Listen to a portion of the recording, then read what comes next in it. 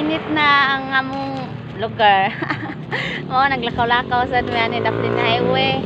Dagan ba yan nanonood dire basta Sabado. Ay nilawas ang init. Kung anong buwan, init na sad. Gahapon guys, ang unggoy dire sila ay ako busy ko sa Kautinokong. Sila sad busy tanaw sa unggoy. Dano sila na landong mandari ko kahapon.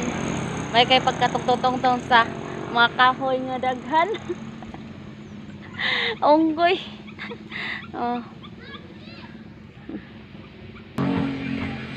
Nadaot yun sa unggoy, dugay kay kapanlaba. O kuan, panilhig. O kapanilhig kay tungod yun sa unggoy, sige kayang atang. Ayan, sana marong unggoy yung taon. Sus, ginoo ko sa unggoy.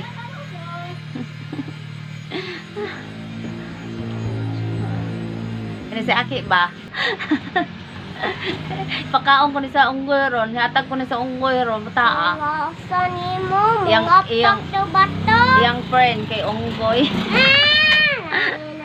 Pinding ang labhanan. Tungod sa unggoy. Dahang kayo. Oh, nalabi tungod sa unggoy. Sana naman ang unggoy, oy. Mamunit detag salyote nga nataktak sa hangin. Kaya nugon kayo bay, pakaon ako sa baboy. Na. Daghan salyote nga nataktak. Tong puniton. Okay. Takman eh. Na.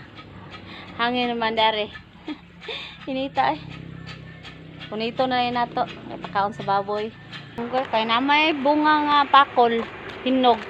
Nanguha sila og kuan. Bunga nga sa pakol. Ang unggoy.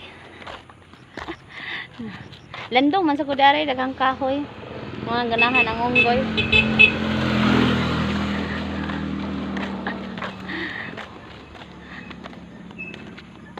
Hindi tilakaw-lakaw basta hapon na kay dili na kayo sa sakit ang init.